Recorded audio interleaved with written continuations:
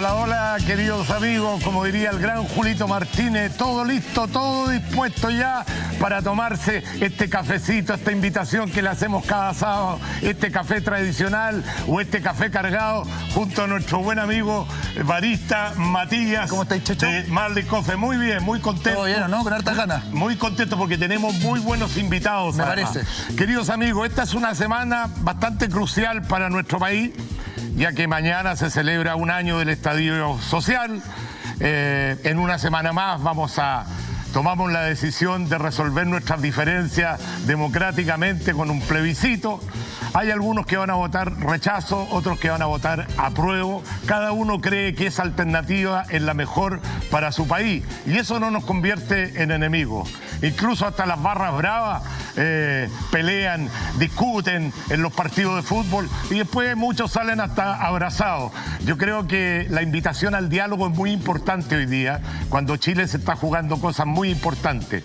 No logro entender todavía esa gente que ha tomado el camino de la violencia. Vemos cómo siguen destruyendo, no les importa, no son democráticos, no quieren entrar en el juego de la democracia. Tenemos que aislarlo porque la gran mayoría del país quiere esto, quiere un diálogo, quiere discutir, pensamos distinto, pero al final de cuentas todos queremos lo mejor para el país. Tenemos invitados de lujo en el día de hoy, pero antes los invito a ver los titulares de la semana. Funcionarios del Departamento de Epidemiología del MinSal dijeron que los datos del COVID fueron acomodados a conveniencia del Ministerio.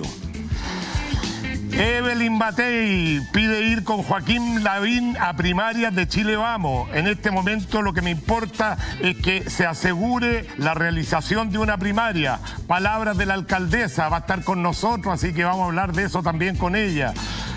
Polémica, vamos con la siguiente. Polémica por el caso Carabineros infiltrado en La Hormiga. Algunos apoyan esta práctica y otros condenan diciendo que una cosa es ser agente encubierto, pero otra es incitar a hechos de violencia.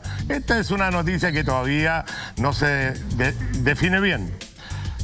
A casi un año del estallido social, la Fiscalía Nacional anunció que más de 5.000 personas han sido formalizadas por diversos delitos. Entre los más comunes están los saqueos, desórdenes públicos e incendios. Esto es lo que le hablaba yo al principio, no logro entender. ¿Qué pasa por la cabeza de estos jóvenes que quieren destruir nuestro país? La siguiente invitada, queridos amigos, en el año 2013 se convirtió en la primera candidata presidencial de la derecha. Licenciada en Economía, hija de Elsa Fornet Fernández y Fernando Matei Aubel.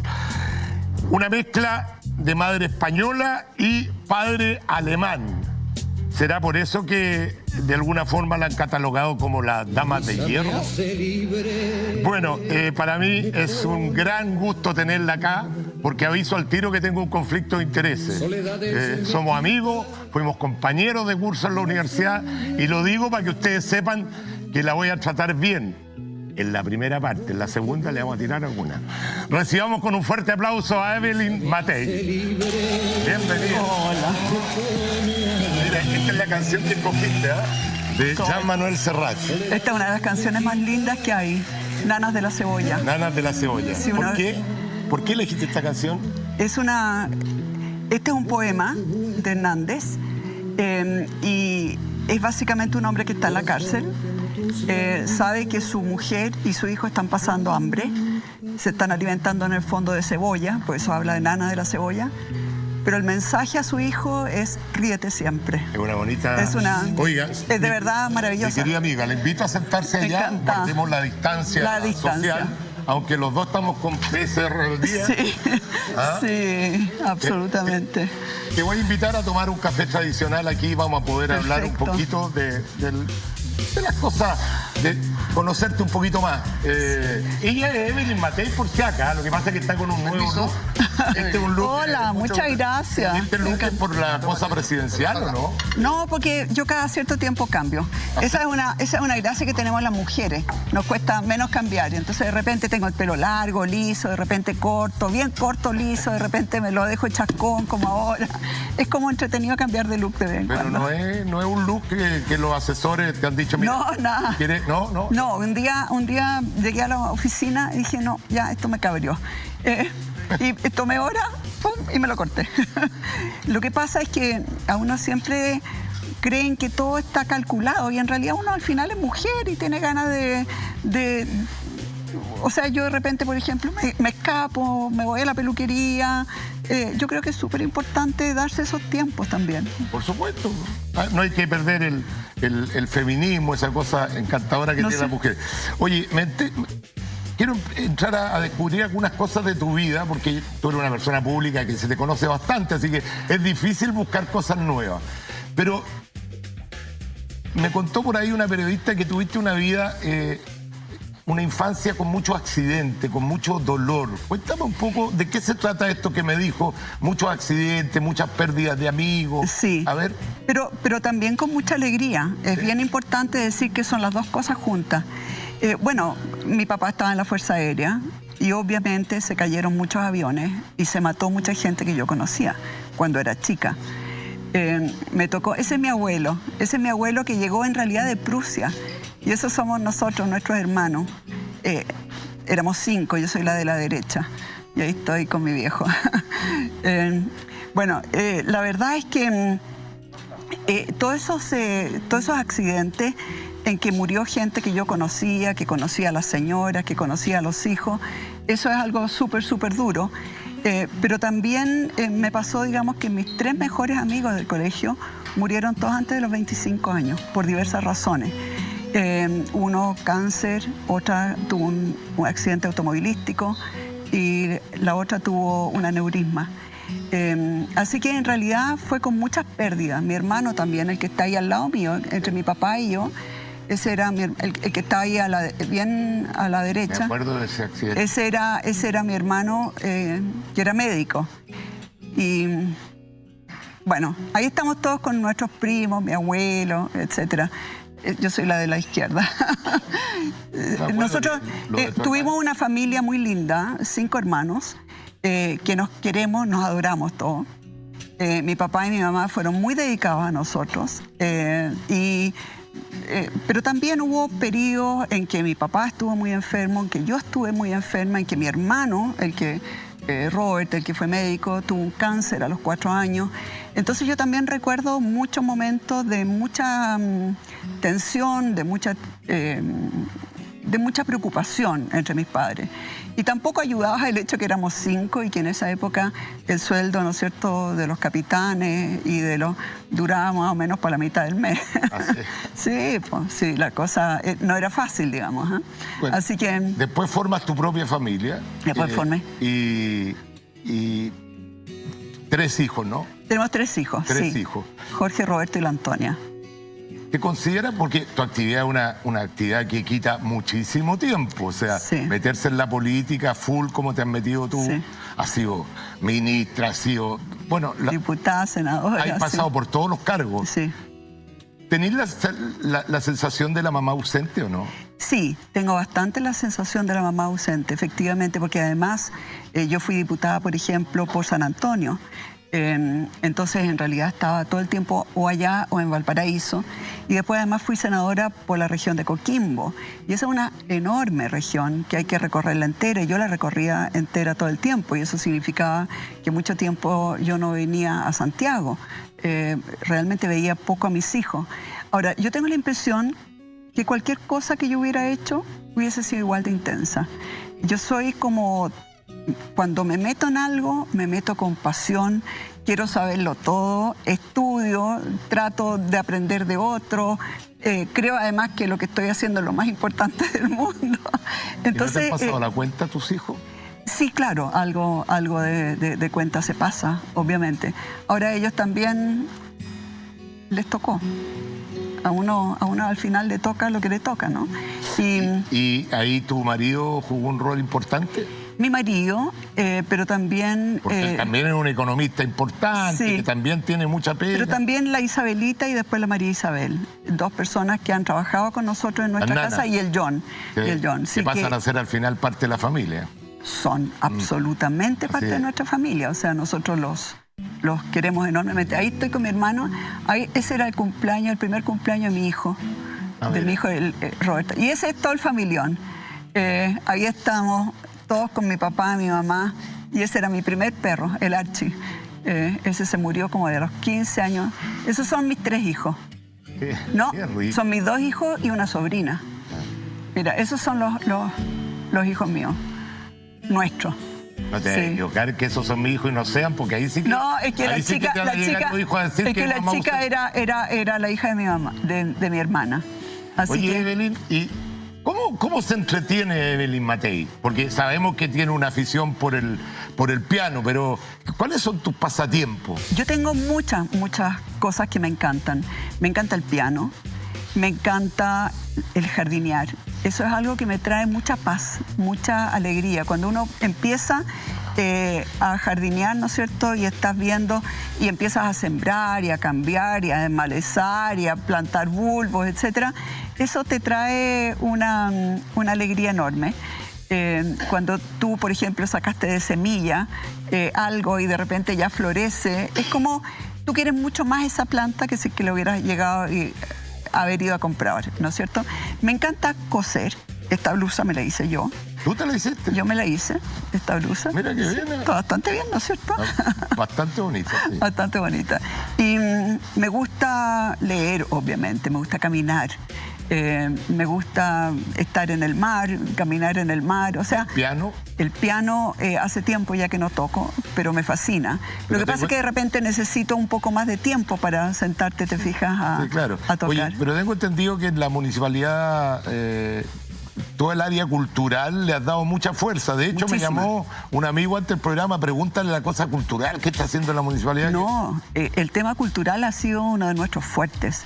Tenemos un gran director cultural en Providencia, Jorge Andrés González. Y, por ejemplo, el año pasado hicimos mucho cine en las plazas, hicimos teatro en las plazas también, teatro infantil. Estamos tratando de llevar las cosas, no siempre en el Teatro Oriente, no dar siempre las obras en el teatro, en un teatro donde mucha gente no va, no está acostumbrado a ir. Pero si no caben. O no caben. Pero si tú además llevas esas obras de teatro, o el ballet, o orquestas, qué sé yo, a las plazas, a los parques, muchas familias, por ejemplo, obras de teatro de niños.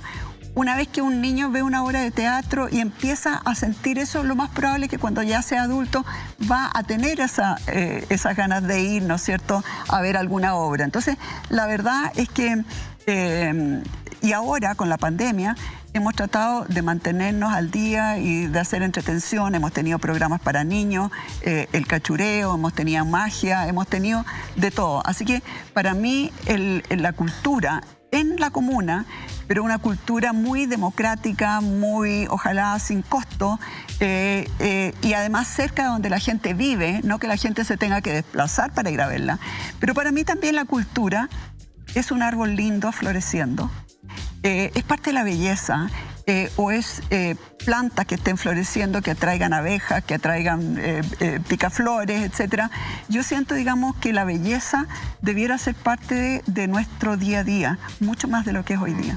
Vamos a ir entrando de a poco en el café más cargado, digamos. Te voy a hacer una pregunta, pero en tu carrera política, pasando a otro plano, ¿te ha traído problemas ser hija de Fernando Matei, que no, fue fíjate, parte de la Junta de Gobierno? No, fíjate, yo no siento que me haya traído costos, pero no es por mí, sino que es por él. Yo creo que él tuvo una actitud hacia Chile que siempre procuró hacer lo mejor para nuestro país y para que el futuro de nuestro país fuera un futuro tal en que cupiéramos todos y pudiera haber entendimiento. Y él trató toda su vida de ser justo en sus apreciaciones. Obviamente que se equivocó, yo me equivoco, tú te equivocas, todos nos equivocamos, pero yo creo que realmente él toda su vida trató de ser honesto y justo. En un momento me acuerdo yo que se transformó en un gran alivio, en un momento de mucha tensión cuando fue el plebiscito. Los resultados tardaron bastante, ¿no es cierto? Y como que no había ninguna voz oficial reconociendo el triunfo del no, y fue el primero, ¿eh? Yo recuerdo que fue el primero que dijo, lo tengo claro, que perdimos. Sí. Y yo creo que eso de alguna forma también le quitó odiosidad, porque... Hay dos cosas que le quitan odiosidad. Primero, él no ha sido acusado nunca de ningún crimen, nada. Más aún, ninguna persona de la Fuerza Aérea ha sido acusada de ningún crimen de derechos humanos mientras él fue comandante y jefe. Y eso él se preocupó desde el minuto que llegó a la comandancia y jefe, que llegó además en situación muy compleja. ¿Él reemplazó a quién en la Junta? No me acuerdo. Ali. Ali, claro. Pero mi papá viajó desde Arica a Punta Arenas y en cada una de las unidades les dijo, el que se meta en algún problema de derechos humanos, no solamente no lo voy a proteger, yo lo voy a entregar a la justicia. Y se las cantó clarito desde el primer día que llegó. Y entonces eso, digamos, yo creo que ha sido una cosa súper importante. Él se cuidó siempre de proteger el apellido. Él sentía, digamos, que nuestro apellido era algo como sagrado y había que honrarlo, y había que honrar a Chile, y había que honrar el futuro. Y él tenía súper claro que al final nada es gratis en la vida, lo que tú haces te trae consecuencias. Y por lo tanto él siempre procuró mantenerse en una actitud de dignidad, de responsabilidad hacia nuestro país. Oye, así que eso, junto con lo de reconocer el no, obviamente que ha significado que para mí sea todo mucho más fácil. Despejando esa duda que muchos incluso cuando ha sido candidata de algo lo han tratado de sacar como algo negativo. Yo me imagino que esto de la carrera política tiene mucho de dulce y de grasa. O sea, yo que no soy político y que he tomado posiciones, de repente recibí una amenaza increíble, porque siempre hay gente intolerante. ¿Cuál es el momento que recuerdas tú de tu vida que dijiste, me quiero bajar del mundo? No, me quiero bajar de esto, no quiero seguir en esto? No soy muy de eso. ¿Nunca? No. Yo no soy muy de eso, yo no soy... O sea, por ahí viene lo de la dama de hierro, entonces. No, yo... ¿Sabes lo que me pasa? Yo trato de gozar cada cosa que hago. De verdad, de pasarlo bien. Muchas veces la gente cree que yo soy enojona y qué sé yo, y en realidad a mí lo que más me gusta... Bueno, soy súper trabajólica, soy súper seria para trabajar. No, somos muy bien amigos, pero tampoco te voy a dejar pasar esa. Muchos creen que yo soy enojada. La otra vez levantaste a Garabato. Después te tengo en el café cargado, te voy a recordar alguna cosa. A ver, no me venga que no es enojona. No, hay ciertas cosas que me hacen indignar. Y ahí exploto. Pero si tú dices, yo soy enojona así todos los días, no lo soy. Hay ciertas cosas, sobre todo cuando siento que hay una injusticia, cuando siento que se están aprovechando de alguien, ahí, pero es que estallo. Pero en general, a mí me gusta pasarlo bien. Y procuro que en los ambientes en los que trabajo, lo pasemos bien y nos riamos. Soy súper exigente. Trabajo mucho y la verdad es que exijo de la gente que trabaja conmigo un trabajo súper serio. Pero al mismo tiempo yo creo que todo el mundo da mucho más cuando se ríe, cuando lo pasa bien, cuando uno llega contento al trabajo y no te fijas, otro día más acá. Entonces, por eso que nunca me ha pasado eso de querer bajarme del mundo, porque de verdad lo paso bien. Y lo he pasado bien, perdón. Y este momento que vamos a ver aquí, porque te convertiste en una maratonista, no sé si tenemos alguna imagen de cuando saliste corriendo de los periodistas. Me tenía una foto, mira ahí, estaba dirigiendo el tránsito. Esto fue muy divertido porque en realidad nosotros llegamos en la mañana con la Cookie, mi jefa de gabinete, fuimos muy temprano porque el día anterior había habido mucha destrucción, digamos, de nuestra comuna. Entonces fuimos a ver qué es lo que había pasado, eran como las 7:30 de la mañana y estábamos mirando. Cuando llegamos a la esquina, veníamos bajando por Providencia, ¿no es cierto? Y cuando veníamos bajando por Providencia, ahí nos encontramos con Pedro Valdivia y nos fuimos a la oficina.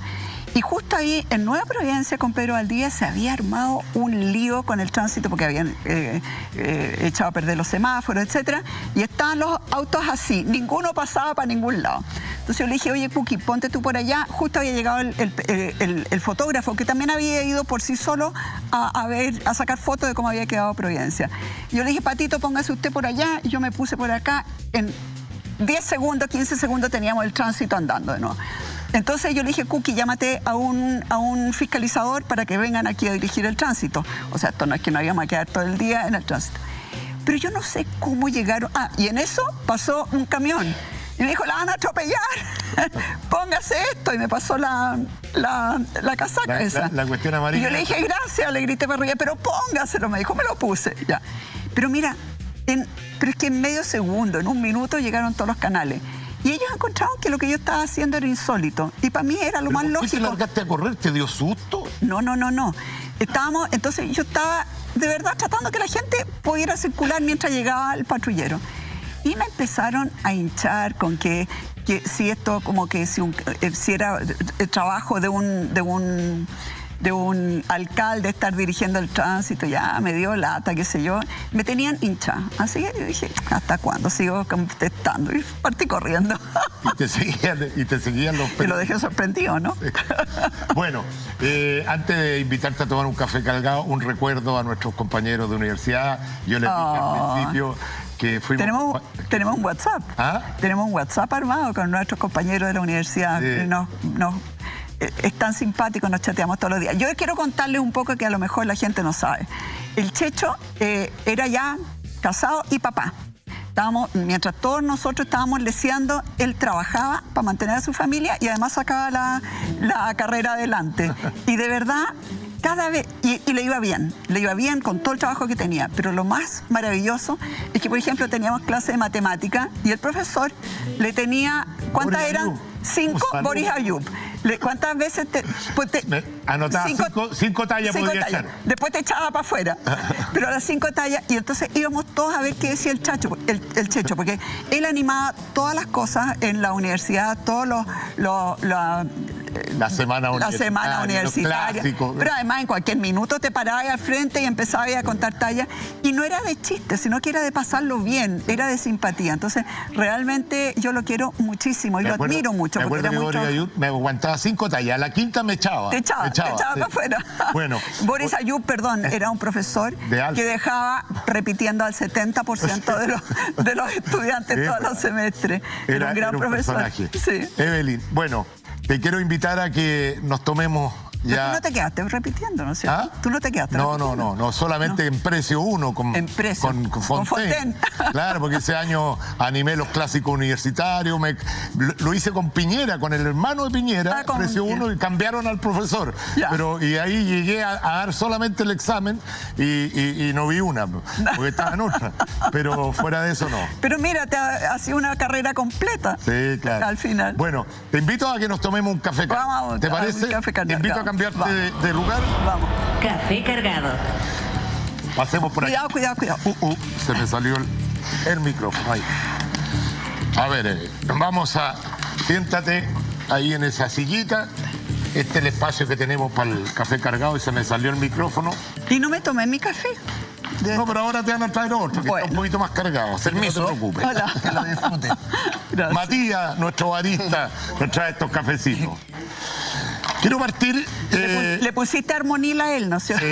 Sí, yo estoy tranquilo, pero hay preguntas que te queremos hacer. Tu relación con Josefa Errázuriz, no vamos a decir que es muy buena, que digamos. ¿Eh? No es mala. Pero... Ella es agradable y es simpática. ¿Sí? Sí, ella es agradable, por lo mismo conmigo siempre fue agradable y simpática. ¿Pero? Así que no tengo problemas personales con ella.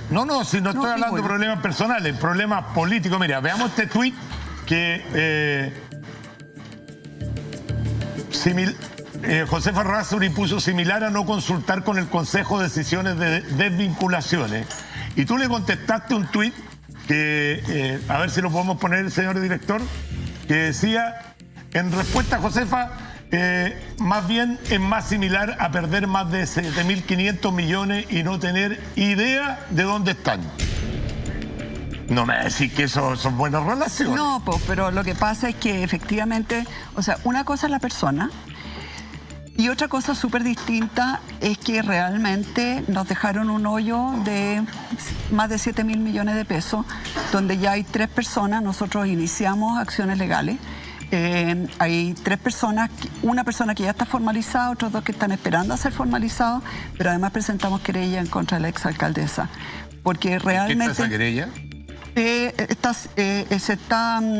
Como te digo, hay una persona ya formalizada, otras 2 que están esperando a ser formalizadas, probablemente van a ser reformalizadas porque se han ido descubriendo más problemas.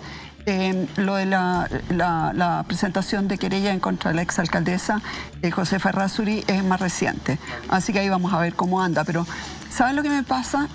En las cosas en las que yo de verdad soy estricta, muy estricta, es en el uso de los dineros fiscales. Hay tanta gente, Checho, que de verdad necesita ayuda estatal, muy fuertemente. No puedo aguantar, no puedo tolerar que la plata pública se malgaste, se gaste en cosas que no deben ser o en contratar a gente que no debieras contratar. En fin, creo que cada peso de plata fiscal tiene que usarse con mucha responsabilidad, porque hay todavía demasiada gente que necesita. Pero la mayoría de todas estas querellas o todo lo que nos damos cuenta que se están mal utilizando los recursos públicos quedan en nada, porque ahí quedan en los operadores políticos, entre los mismos políticos finalmente, y nada, pues al final la decisión es subamos los impuestos. O sea, yo no estoy en contra de que se suban los impuestos si hay espacio, ¿no es cierto? Porque creo que tiene que haber un elemento redistribuidor de la riqueza y a través de los impuestos algo de eso se puede hacer. Pero subir los impuestos sin eliminar las malas políticas públicas, sin eliminar el gasto excesivo que tiene el Estado. Oye, si la gente no sabe, son más de 74.000 millones de dólares el presupuesto de la nación, no es menor. Y mucha de esa plata... A ver, ahí hay 2 cosas. Yo he presentado muchas querellas a lo largo de mi vida por mal gasto de plata fiscales, muchas. Hay algunas que han quedado en nada, por ejemplo, por ejemplo, todas las querellas que presenté por mal gasto en platas fiscales. Una de las que más me dolió, que quedó sin nada, es el mayor fraude al fisco que ha habido, que fue lo de las falsas exoneraciones. Los falsos exonerados, que tienen unas pensiones que son miles de millones de pesos. 5.000 millones de dólares le ha costado a Chile los falsos exonerados. Yo hice el estudio y yo no estoy diciendo que la gente que sufrió no tenga que tener una compensación. No, pero esto no era, tenían 5 años para el golpe. Estos tenían 5 años para el golpe, muchos de ellos, 5 años. Sí, dice que los echaron del trabajo. Los falsos exonerados son los que uno dice, pero y les seguimos pagando. Hasta el día de hoy les seguimos pagando. Y ahí yo quiero señalar 2 cosas. Una, encuentro inaceptable las presiones o las amenazas que han habido contra la fiscal Chong. Inaceptable, inaceptable. Al mismo tiempo, quiero decir que ella fue la que estuvo a cargo de los falsos exonerados y yo siento que hizo un trabajo atrozmente malo, atrozmente malo. O sea, ahí daba para muchas querellas y todo eso quedó en nada. Por otra parte... Espérate, déjame quedarme en un punto ahí. ¿Te parece lógico, si uno ve los tweets, por ejemplo, de la fiscal Chong, uno se da claramente cuenta de cuál es su tendencia política? ¿Tú crees que le hace bien a la justicia cuando una persona, un fiscal, está tan identificado con un sector y cuando tiene que tomar juicios que tienen que ver con la cosa política? Entonces uno podría pensar, no, pero es que ella trató de... ¿Le hace bien a la justicia? No, no le hace bien a la justicia cuando hay personas que son tan sumamente abanderadas. Para un lado y para otro, no porque estoy diciendo... al final, yo no... A mí siempre me queda la duda de si realmente ella no pudo encontrar ningún delito en el tema de los falsos exonerados o no quiso encontrar ningún delito. Esa es mi duda, teniendo claro, digamos, que le deseo lo mejor ahora en una investigación seria y buena en lo que ocurrió, ¿no es cierto?, en el puente. Eso es, y que las amenazas contra ella son inaceptables. Pero te quiero decir que también en algunos casos sí se avanza. Por ejemplo, en el MOP Gate, fue muy difícil que se avanzara, pero finalmente cuando llegó el ministro Aranguis y después la hoy día ministra de la Corte Suprema, pero en esa época era ministra de la Corte de Apelaciones, Gloriana Chevesich, ahí hubo un trabajo muy, muy serio. Yo soy gran admiradora de la ministra Chevesich. Pero al final la percepción que quedamos los ciudadanos, Evelyn, es que hay demasiadas cosas, pocas cosas que llegan al final. El hilo se corta por lo más delgado siempre y los grandes beneficiarios de esa corrupción salen. No entonces siempre los mandos medios. Efectivamente hubo condena ahí, pero condena de gente de mandos medios. Ahora, en el caso de lo que tú decías, ¿no es cierto?, de que se necesitan más impuestos, sí, se necesita mayor recaudación fiscal, se necesita también mucho mayor preocupación por un buen gasto público, absolutamente. Yo te quiero decir que es muy fácil robar en el sector público y yo realmente creo que no hay una buena supervisión. De hecho, por ejemplo, en el caso de las luces, de las luminarias... Perdona que te interrumpa, hay un estudio de Desafío Levantemos Chile que lo mandó a hacer porque siempre nosotros en Desafío, cuando hacemos las cosas, siempre nos sale mucho más barato de lo que le sale al Estado. Sí. Un 20% más las compras del Estado versus lo que le sale... Eso tiene mucho que ver con la ley de compras públicas. Yo creo que está muy mal hecha. Sí, además que el Estado es mal pagado. Oye, espérate que la gente nos mandó un video. Les recuerdo a ustedes también, queridos amigos, que pueden mandar un video como este que vamos a ver. Mi nombre es Sergio Gutiérrez y mi pregunta es para la alcaldesa Evelyn Matei. ¿Por qué está en contra de que las personas se manifiesten en la calle? Las marchas del apruebo han sido extremadamente violentas, pero las del rechazo, Carabineros jamás ha tenido que intervenir. Tanto es así que los locales comerciales cercanos a la marcha se han mantenido abiertos. Entonces, ¿por qué mete a todos en el mismo saco? Yo nunca he dicho eso. Yo no sé por qué. Lo que pasa es que ahí quedó esa percepción que tú dijiste el diario La Segunda, justo el día que había sido la marcha del rechazo. El diario La Segunda tuvo dos versiones respecto a lo que yo había dicho. Una que era correcta y una que era totalmente incorrecta, donde mezcló cosas que yo jamás dije. Lo que yo sí he pedido es que de verdad, por favor, no haya ninguna manifestación más. Ojalá ninguna más. La verdad es que vamos a tener elecciones el día 25. Providencia lo ha pasado demasiado mal. Los vecinos de Providencia lo han pasado demasiado mal. Pero nunca dije que las manifestaciones del rechazo fueran violentas. Y lamento que efectivamente haya habido un artículo en el diario que apareció una versión en el papel en diario y otra versión en el diario online. O sea, está claro que no te referiste puntualmente. No, para nada. No metiste a todos en el mismo canal. No, para nada. Lo que sí de verdad les pido, ya no más. Vayamos a votar el 25 y por favor ya no más manifestaciones. En esto coincido plenamente contigo porque todos los que separan esto de las manifestaciones pacíficas versus las manifestaciones violentas, no nos sigamos engañando. Una lleva a la otra. O sea, si no hay estas manifestaciones, nos infiltran estos, no sé cómo llamarlo, anarquistas, narcotraficantes. O sea, realmente no entiendo qué es lo que quiere esa gente, destruir el país.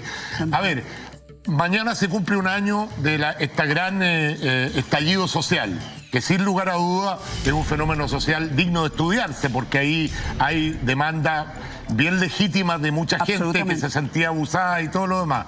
Sin embargo, la gran víctima de este estallido social y de esta violencia, una de las principales víctimas ha sido la Municipalidad de Providencia. O sea, los vecinos del sector, ¿qué te dicen? No, ellos ya no dan más. Ellos están con un grado de cansancio, con un grado de angustia.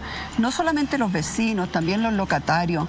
Les han saqueado, les han quemado. A nosotros, por ejemplo, que teníamos 2 cafés literarios preciosos, donde los vecinos y otra gente también de otros lugares, ¿no es cierto?, de Santiago, venían a leer gratuitamente, tenían lugares donde trabajar en el computador, donde estudiar. Nos lo quemaron, nos lo saquearon, rompieron todo, lo pintarrajearon. O sea, en realidad, y tú ves ahí que son, en el fondo... ¿Cuántas veces has tenido que arreglar la Plaza Baquedano? No, nosotros en general no la estamos arreglando porque es plata perdida. ¿Y la última vez que se pintó, qué sé yo? No lo hicimos nosotros. Ah, ¿no lo hacen? No lo hicimos nosotros. Yo no me acuerdo si que fue la intendencia o algo. Pero mira a toda esa gente. Eso es realmente porque yo entiendo las manifestaciones cuando la gente dice, mire, ¿sabe qué más? Las pensiones tienen que mejorar o la salud tiene que mejorar o tantas mujeres se manifestaron, ¿no es cierto? No solamente el año pasado, desde el 2018 las mujeres vienen manifestándose, porque creo que efectivamente en Chile hay un tema, ¿no es cierto?, de maltrato, de violencia y también de trato desigual hacia las mujeres que hay que cambiar. Pero esto es destruir por destruir. Evelyn, yo sé que no es resorte tuyo 100%, pero explícame esto que estamos viendo ahí. ¿Por qué hay que esperar que pinten entero la estatua, la destruyan entera antes que llegue Carabineros? Si saben que el día viernes va a llegar gente, ¿por qué no está Carabineros antes y disuelve? Porque son marchas no autorizadas, ¿no es cierto? Sí. O sea, tiene la potestad de la ley, digamos, decir, oye, no está autorizada esta marcha, no dejo que se convoquen. Entonces se para Carabineros, un guanaco ahí, los primeros que pensaron era, los mojáis y chao. Lo mojáis en el pie para que no. O sea, pero yo entiendo, yo veo que como que dejan que empiece el cuento y una vez que ya está hecha la destrucción, empiezan a intervenir. Sí, bueno, la verdad es que no es tarea mía, Checho, ver cómo uno logra que no lleguen ahí. Pero al final te afecta a tu municipio, afecta a tus vecinos. Afecta a nuestros vecinos, afecta a toda nuestra gente, pero eso se lo tienes que preguntar a otra gente, no es trabajo mío. Está bien, Evelyn, pero a ver, yo partí diciendo que sé que no era resorte tuyo, pero tú tienes algún control sobre Carabineros, como... No tengo ningún control. O sea, conversan con Carabineros, sí, los alcaldes, sí, planifican con Carabineros. ¿Cuál es la explicación que te dan? O sea, ¿hay alguien que quiere que esto suceda para demostrar que hay destrucción con una segunda intención? No hay nadie que quiera esto. ¿Pero por qué lo permiten? No entiendo. Bueno, la verdad es que al final muchos de los métodos que han usado finalmente, ¿no es cierto?, han sido considerados violentos. Pero, insisto, Checho, esto por favor pregúntaselo a otra gente. Perdona que me quede en el punto, porque efectivamente cuando ya hay 1000 personas, los actos de violencia pueden ser mucho mayores, la violación a los derechos humanos en la refriega pueden ser mucho mayores. En cambio, si tú antes de que se produzca una cosa que no está autorizada, empiezas a despejar a la gente, te ahorraría toda esta destrucción, además te ahorraría todos los problemas de violencia excesiva de ambas partes. Entonces, yo no lo logro entender. A ver, nosotros tenemos no solamente aquí en la Plaza Baquedano, tenemos también en muchos otros lugares, pero violencia, lo has visto en Peñalolén, lo has visto en Puente Alto, los Carabineros están muy estresados. Claramente no hay suficientes carabineros, claramente no tienen el entrenamiento, claramente no tienen tampoco los medios de disuasión que requieren. Esto han sido 30 años en que nadie se ha preocupado de que los carabineros tengan en realidad la fuerza suficiente. Y sí, efectivamente hay que tratar de... Pero míralos como son. O sea, eso... ¿Qué crees tú que va a pasar mañana? Mañana se celebra, esto ha sido todo como preparación para el aniversario de los 18, del 18 de octubre. Sí, yo espero que mañana no sea una cosa terrible. Tengo entendido, me da mucho gusto ver ahora, por ejemplo, a la Fiscalía actuando. En el caso, por ejemplo, de Peñalolén, ¿no es cierto? Hemos visto cómo a 11 personas las arrestaron con bombas Molotov, etcétera. Yo creo que eso es lo que hay que empezar a hacer en todos los lugares donde uno sabe que hay gente que se congrega una y otra vez. Y también hay algunos de los que han quemado, etcétera, que ya están pasando, ¿no es cierto?, a juicio, y espero que efectivamente los puedan condenar a... Quiero llevar a su anuncio, mi querida amiga, a su anuncio de la precandidatura presidencial, ya que usted dice no es resorte mío como alcaldesa el control de Carabineros. Evelyn Matei, presidenta de la República, ¿qué haría distinto para controlar este nivel de violencia, conciliando el orden público con los derechos humanos? Que ese es el gran problema que hay hoy día, porque muchos dicen, oye, pero ¿por qué no sacan a los milicos? ¿Por qué no ¿Por qué no hacen esto? Claro, pero por otro lado está que en cada refriega, obviamente, van a haber problemas con el tema de los derechos humanos. ¿Cómo lo harías tú distinto? Probablemente trataría de que nunca llegaran a esos sitios, como por ejemplo la Plaza Italia. Probablemente cerrar el metro 1 o 2 estaciones antes, probablemente poner cerco y en el fondo hacer un control de identidad a la gente que está pasando a esa zona. Pero eso significa hartos más carabineros de los que tenemos hoy día apostados ahí, muchísimos más. Pero ¿tú crees que la solución es más Carabineros cuando vemos que un joven de 22 años se ve envuelto en este altercado ahí en el puente del Pío Nono? ¿Qué preparación puede tener un joven? O sea, sacar Carabineros, los carabineros mármicos que le llamaban. Que no. Hemos aumentado mucho el número de carabineros, sin embargo, la eficiencia pareciera ser que no está dando el ancho. Yo creo que nunca fueron entrenados para este tipo de situaciones, Checho. Nunca han sido entrenados para esto y no tienen tampoco los medios de disuasión. Se han tenido que ir adaptando en la medida, digamos, de que esto ha ido ocurriendo. Pero tú has visto también que en el sur ha sido muy difícil controlar el tema de la violencia.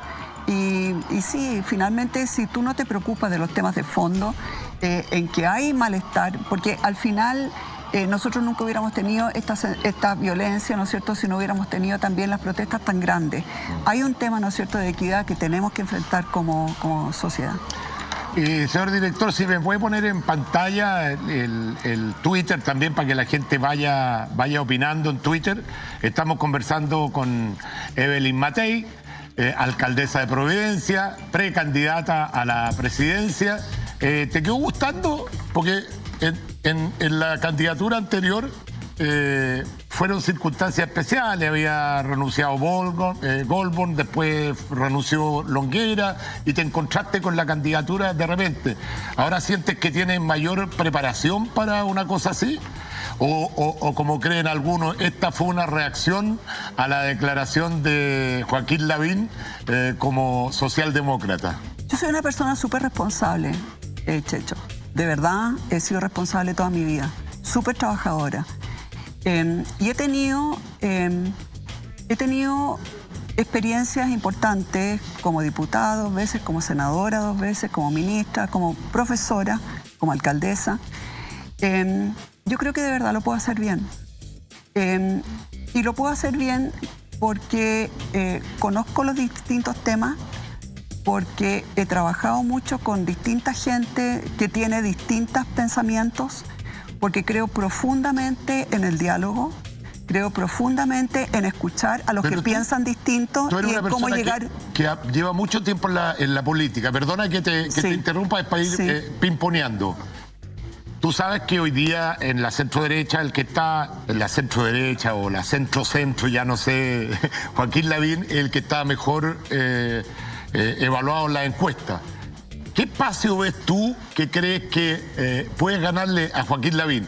¿Tú crees que el hecho que Joaquín Lavín se haya declarado socialdemócrata le abre un espacio a esa derecha que no le gusta que renuncien a sus principios? A ver, en primer lugar, se trata aquí de equipos, no de personas. Y se trata de ideas y se trata del país. Esto no es de persona, de Joaquín Lavín o yo.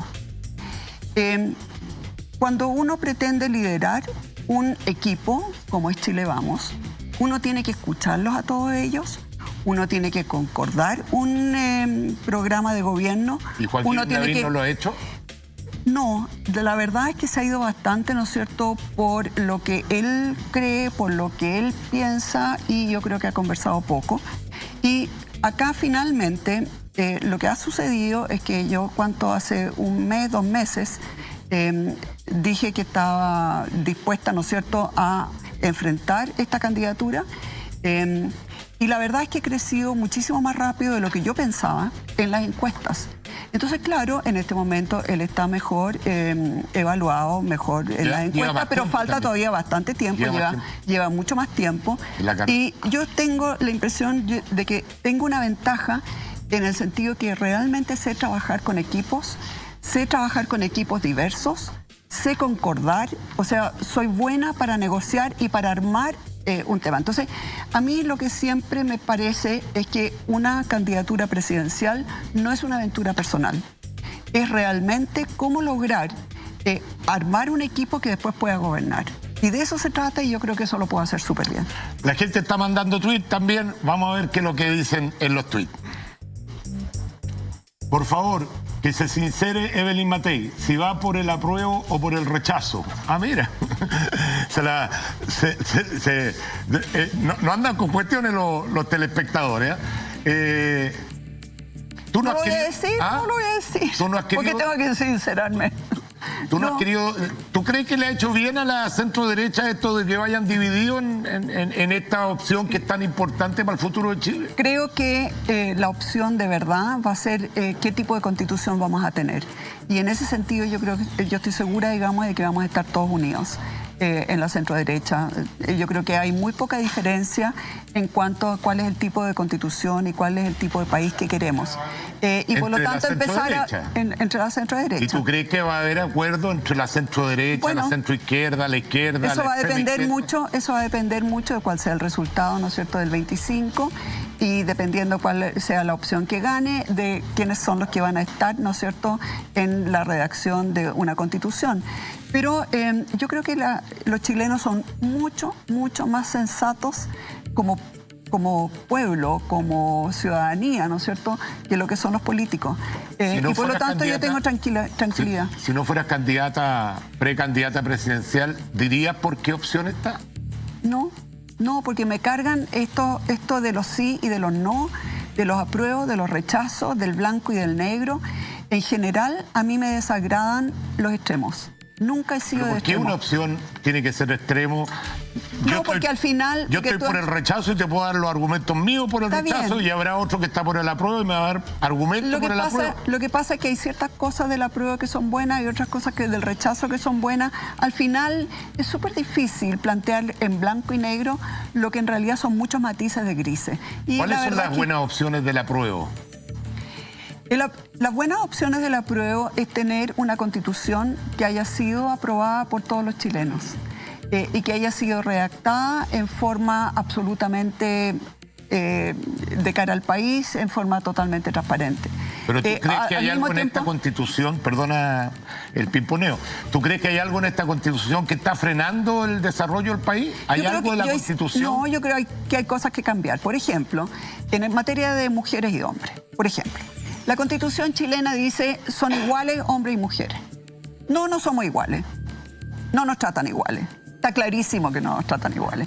Entonces, la Constitución española, por ejemplo, es distinta.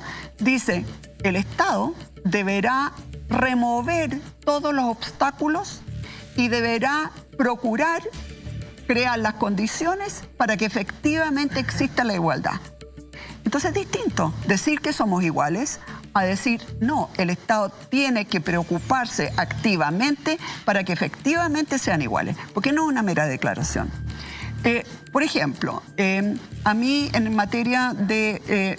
yo fui representante, ¿no es cierto?, en San Antonio, después en la Cuarta Región. Me acuerdo, por ejemplo, cuando estaba en Combarbalá. Y se acerca un grupo de taxistas colectivos que estaban súper enojados en Combarbalá. Y me dicen, señora, hemos ido a hacer la revisión técnica de todos nuestros autos. Todos han fallado. Claro, porque para llegar a Combarbalá en esa época todos los caminos eran de tierra. Entonces nos dicen, en Combarbalá nos exigen las mismas condiciones, ¿no es cierto?, de los autos en Santiago, pero allá hay congestión, hay tacos, hay problemas medioambientales, y aquí en Combarbalá no los hay. Y allá tienen todos los caminos pavimentados y aquí son todos de tierra. ¿Cómo nos piden lo mismo? Entonces, yo, por ejemplo, creo que nosotros debiéramos traspasarle a las regiones muchísimas mayores facultades y mucho mayor dinero. No conozco un candidato que no haya hablado de la regionalización. A ver, es que yo la viví, pues. ¿Ah? Yo la viví, pues. Pero yo no conozco ninguno, y cuando finalmente llegan... Pero no pasa, pues, al final. Nunca entregan el poder. Sigue todo igual porque el político, por su esencia, quiere más poder que menos poder. Perdona, Evelyn, se nos está acabando el tiempo y tengo hartas preguntas que hacerte. Vamos con algunas frases tuyas que hemos visto por ahí. Dice, si se aprueba el 10%, el retiro del 10% de los fondos previsionales, Chile se va a incendiar. Eso no fue así, no fue exactamente lo que dije. Probablemente usé malas palabras, pero lo que yo señalé es que si al vender todas las acciones, tú como economista tienes que entender, porque toda esa plata, ¿no es cierto?, estaba invertida en acciones, en bonos. Si tú sales a vender eso al mercado y te baja mucho el precio y tú antes tenías 4 millones de pesos en tu cuenta y de repente tenías nomás 3,5 millones, eso era lo que iba a producir un problema. Gracias a Dios eso no ocurrió porque el Banco Central les prestó la plata. No tuvieron que... muchas cosas en el extranjero. En el extranjero, porque si se hubieran vendido las acciones en Chile, eso efectivamente hubiera pasado eso. Habría ocurrido. Habría ocurrido. Otra frase. Los sectores no piden perdón. Esto a raíz de que Hernán Larraín pidiera perdón por no haber hecho nada en contra de las violaciones de derechos humanos durante la dictadura. Los sectores no piden perdón y yo tenía 20 años cuando ocurrió el golpe. No tengo nada que pedir perdón. Agosto del 2013. Bueno, cada uno se apega como puede. Yo tuve un padre que hizo todo lo posible para que no se violaran los derechos humanos. Y de hecho, así se ha reconocido. No tiene él ningún problema, como te decía recién antes. Nadie de la Fuerza Aérea está imputado por derechos humanos mientras él fue comandante en jefe. Tengo otro video, mira, otro café video que ha mandado la gente. A ver. Señora Matei, hay un sentimiento entre muchos chilenos de que el Estado ya no puede protegerlos. En una situación como esta, en donde hay tanto crimen en Chile, una ley de armas un poco más rigurosa en un sentido, pero también más accesible a los ciudadanos, ¿cree usted que sería posible para... No para portar armas, estoy hablando de tener un arma en casa para poder defendernos de aquellos que no tienen ningún derecho a estar en nuestra propiedad? Bueno, tiene que ver un poco, no escuchamos muy bien el video, pero... No, de ninguna manera. ¿Ah? O sea, esto de que cada uno tenga armas para protegerse, creo que eso es atroz para un país. No creo en la autodefensa, creo que el Estado tiene que cumplir. Nosotros en Providencia hemos logrado bajar, somos la comuna de la región oriente, ¿no es cierto?, que más ha bajado los delitos, y esto es tarea del Estado, Evelyn, no es tarea de cada particular. No hay que mirar este tipo de preguntas como un loco desquiciado que quiere tener armas, porque cuando el Estado no cumple su principal rol, que es el orden público, y hoy día la gente está con una sensación de inseguridad, finalmente, ¿qué es lo que dice el ciudadano? Yo me voy a tener que defender. Bueno, eso no puede ser. O sea, ¿cómo no puede ser? Perdona, Evelyn, pero si a mi casa, donde está mi familia, donde están mis hijos, entra un delincuente, yo tengo todo el derecho de defenderme. Sí, tienes el derecho, eso es autodefensa, eso es defensa legítima. Pero la verdad es que tengamos claro que lo ideal no es eso. Lo ideal es que efectivamente el Estado haga su pega bien hecha. Siempre el mundo ideal le va a ganar al mundo real, pero estamos viviendo el mundo real. Y la realidad nos muestra que la gente anda con susto por las calles. En Providencia hemos bajado muy fuertemente los índices de delincuencia. Lo hemos bajado más que cualquier otra comuna en la zona oriente. Y eso se hace con un trabajo conjunto con Carabineros, con la PDI, con la Fiscalía. Y sí hay que invertir en eso. Y una de las cosas que tenemos que hacer claramente es tomarnos muy en serio, yo te diría, la lucha contra el narcotráfico. Porque eso es lo que nos está complicando muchísimo la vida. Oiga, usted la voy a invitar a hacer un juego, para ir ya despidiéndola, porque está muy entretenida la conversación, pero un juego. Quiero que me defina, pero este es un juego que tiene que hacerlo en una frase. Defíneme en una frase a los siguientes personajes. Ups. Y los personajes no son antojadizos, son los que han marcado en la encuesta. Vamos con Joaquín Lavín. Un ser humano fantástico. Daniel Jadwe. Polémico, es muy polémico. Tiene algunas cosas buenas, como el tema de la farmacia. Nosotros tenemos una buena farmacia, y tiene otros aspectos, por Dios, que le cuesta decir que la violencia es mala. Meo. Meo está complicado. Tiene que responder ante la justicia varias cosas. Felipe Kast. Felipe. Hijo de un hombre maravilloso y muy dedicado al tema de la niñez, que es algo muy correcto. Pamela Giles. Sí, es una persona que sabe manejar la opinión pública. José Antonio Kast. Una persona a la que le tengo muchísimo cariño y tengo algunas discrepancias fuertes y otras cosas en las que siento que razón tiene. Yo me quiero detener aquí, porque son los dos del mismo sector, uno más, lo consideran más pa' un lado. ¿Cuáles son las diferencias grandes que tú tienes con José Antonio Kast?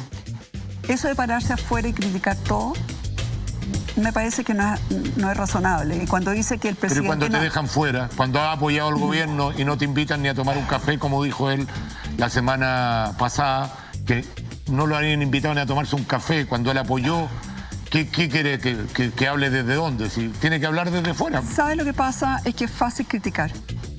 Pero cuando tú ves que un gobierno tiene minoría en la Cámara de Diputados y en el Senado, no es justo decir que no ha cumplido nada, porque muchas veces no ha podido cumplir. No es que no hayan querido. Sigamos con los personajes. Isquia Siches. Me gustó que llamara a cuidarse con la pandemia. Creo que en algunos casos ha sido más política que crítica, pero en general tiene una muy buena credibilidad. Y por último, quiero que definas a este personaje, Evelyn Matei. No, pues yo no me voy a definir. ¿Pero cómo te defines tú? ¿Cómo te defines en una frase? Seria, trabajadora, alegre y componedora. ¿Eres componedora? Sí. A pesar de que de repente se te sale la cadena. Cuando hay que mandar a alguien a la punta del cerro, no tengo ningún problema en mandarlo. Pero en general creo que lo más importante es saber escuchar a distintas personas. Porque ¿sabes lo que pasa? Cuando una persona, por ejemplo, ha estudiado arquitectura y tú ves una calle, tú estás viendo como economista algunas cosas y el arquitecto está viendo otras cosas. Si tú no entiendes que las personas distintas tienen distintos puntos de vista y que cada uno de ellos son válidos, y si tú no estás dispuesto a escuchar de verdad, pero de verdad, con el corazón abierto, no solamente hacer como que escucha, si tú no eres capaz de integrar esas distintas visiones, entonces ¿cómo construyes? Y lo que yo aprendí mucho tiempo atrás, y sobre todo con Edgardo Benninger, es que cuando tú realmente te sientas a conversar un tema fuera de la prensa, fuera de los eslogans, y realmente tratas de armar algo que te permita avanzar, es posible hacerlo. Nosotros lo hemos hecho en el Consejo Municipal. Yo tengo mayoría, o sea, nuestro sector tiene mayoría. Yo nunca he pasado la maquinaria de los votos, ¿no es cierto?, sobre los otros concejales. Siempre los he escuchado, porque creo que cuando uno realmente es capaz de escuchar y de tratar de entender lo que opinan, lo que piensan, lo que sienten, personas que piensan distinto a ti, tomas mejores decisiones que cuando tú crees que tienes toda la verdad en todo. Nadie tiene toda la verdad. Esa es la parte amable de Evelyn Matei, pero a ver si tenemos el video, señor director, de cuando ahí retó, creo que era un concejal, no me acuerdo. Tenemos otro café de video, me dice el director, no quiere mostrar cuando te saliste de Madrid. No, sí, varias veces he mandado a alguien a la punta del cerro. No precisamente a la punta del cerro. Evelyn, buenos días. ¿Por qué ustedes aceptaron dejar entrar tanto extranjero a nuestro país? Aumentando lo que es la cesantía. ¿Qué se va a hacer con todos los extranjeros que están en forma ilegal y haciendo desmanes? Buen día. A ver, yo creo que él no ha visto el video en que yo llamo a todo el mundo a que no se permita, ¿no es cierto?, de que se legisle en el sentido de seguir dejando entrar a más personas. Claro. Así que creo que me está confundiendo. Yo realmente soy muy... Yo soy nieta de inmigrantes, por lo tanto no puedo hablar en contra, igual que la mayoría, muchos de los chilenos, ¿no es cierto? Pero me parece que cuando uno deja entrar inmigrantes tiene que haber ciertas condiciones mínimas. O sea, yo he visto cómo viven en unas piezas de este porte, con unos arriendos escandalosamente altos, en situación precaria, donde pueden haber incendios. Me acuerdo de una casa ahí en Bellavista, pero que era un desastre. A muchos les pagan menos que el mínimo, no les dan contrato de trabajo, los tratan mal, no hay espacio para ellos, para sus hijos en los colegios. Entonces, bien, la inmigración está bien, Pero primero veamos, por ejemplo, si tienen algún tipo, ¿no es cierto?, de antecedente penal, porque ni eso se chequea. Y también veamos cuántos realmente pueden entrar a Chile en condiciones que sean aceptables. Creo que efectivamente se ha dejado entrar a demasiado. Y me gustaría hacerte algunas preguntas. ¿Tú crees que hay que renunciar a la candidatura de la alcaldía para ser candidato a presidente? Porque, sí. A ver, supongamos que tú te presentas a la reelección, a los 15 días de elegida, si salieras reelecta, tendrías que renunciar si quieres seguir en la presidencial. Lo mismo pasaría, por ejemplo, con Joaquín Lavín, que te estoy llevando un poco a eso. ¿Por qué crees tú que Joaquín Lavín todavía no ha anunciado claramente, si todos sabemos que es candidato? Entonces, ¿por qué no ha anunciado o él pretende salir elegido alcalde y después renunciar a los 15 días? A mí me parece que esa es una situación súper compleja. Yo tengo la impresión que tanto Daniel Jadue como Joaquín Lavín lo que pretenden... También, pues Daniel Jadue tiene toda la razón. Ambos yo creo que quieren ir a la reelección y después, en el fondo, al tiro congelar su acción como alcalde. Tú ya te definiste como candidata presidencial. Sí. O sea, ¿se puede anunciar aquí que no vas a ir bajo ninguna circunstancia a la reelección de Providencia? Si yo sigo como estoy hoy día en las encuestas, ese sería efectivamente el caso. O sea, ¿no vas a presentarte a la reelección como alcaldesa? En la medida que esté igual de bien que estoy hoy día en las encuestas, sí, eso es. Ok. Vamos a invitar a Matías que nos traiga un regalito que le tenemos a nuestra amiga. Aquí también te vamos a regalar un libro de Ochenteros en Gira de Andrés Escalona. ¡Ay, qué rico! Gracias. Aquí está la caricatura. Muchas gracias. Que lo disfrute. Es muy rico el café Magno. No hice yo la caricatura, nos sale muy favorecida. No, yo creo que sale regio. una caricatura para que te lleves de recuerdo a nuestro programa. ¿Quién las hace? ¿Ah? ¿Quién las hace? No quiere que digamos el nombre. ¿No porque quiere? Claro, así puede perjudicar de repente al... ¿Los ojazos que me pintó? Sí, ojo azul. Oye, y este libro también, Ochenteros en Gira, de Andrés Escalona. Ahí está toda la música de los 80. ¡Qué simpático! Pero qué simpático, pero bueno, muchas gracias. Gracias a ti por haber venido a nuestro programa. Ha sido realmente un placer. Para mí un gusto. Sí. Y escuchen Nanas de la Cebolla. Escúchenlo bien. Es una canción que hace bien al alma. Oiga, ¿usted es pro empresa o está en contra de la empresa? Yo estoy a favor de la empresa que es responsable. Bueno, justamente... Porque no todas las empresas son responsables. Muchas sí lo son y muchas tampoco lo son. Bueno, justamente nosotros estamos tratando de incentivar a aquellas empresas que tienen esa responsabilidad social. Eso. Los invito a ver este video.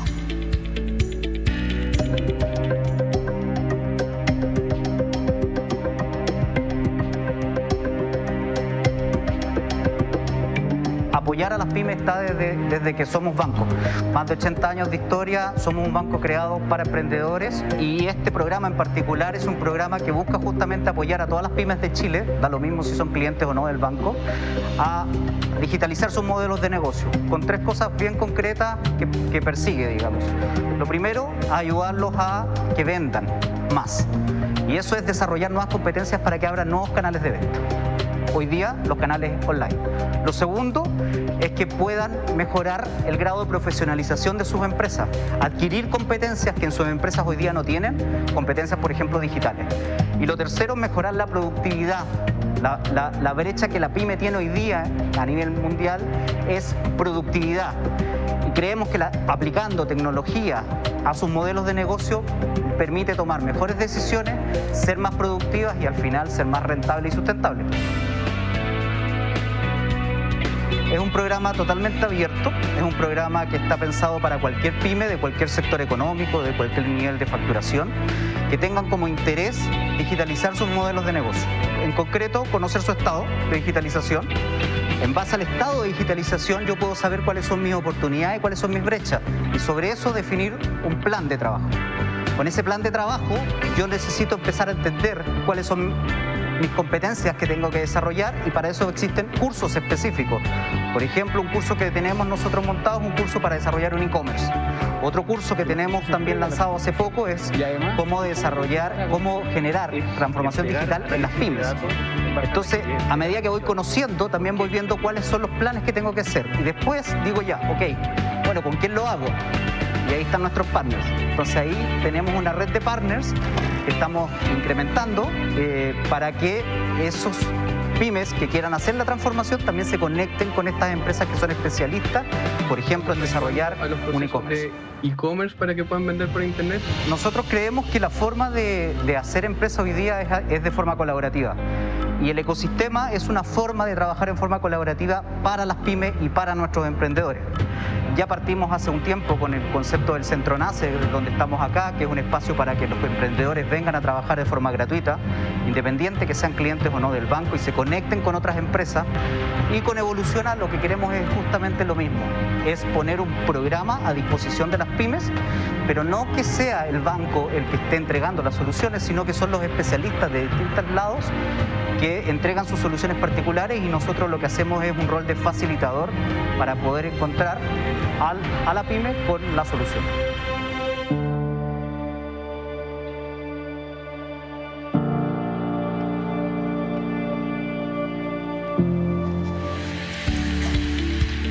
Ojalá que estos videos sirvan como incentivo a todas las empresas, porque queremos que, además del aporte al desarrollo, sean un aporte en lo social también, y tienen un rol muy, muy importante que jugar en nuestro país. Voy a dejar presentado al siguiente invitado con esta música que escogió él, la canción de Escape. Mira la canción que eligió nuestro invitado, ¿eh?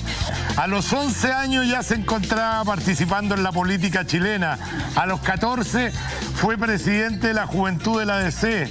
Es hijo de uno de los fundadores de la ADC en Mayeco. Hoy nos visita el presidente del Partido de la Democracia Cristiana, don Fuad Chahín, para quien pido un fuerte aplauso. Muy bien. ¿Cómo estás, Checho? ¿Cómo estás, Fuad? Gusto saludarte. Bien, gracias. Por aquí parece mirando esa cámara. Muy bien. Vamos a invitarlo a tomarse un cafecito tradicional y también el café cargado. Cajo de Aravilla. Estamos acostumbrados nosotros a pelear, así que no hay problema. De repente peleamos, discutimos, pero en buena. Vamos a hacer nuestra primera pausa, no se mueva nuestra sintonía. Volvemos conversando con Fuad Chahín.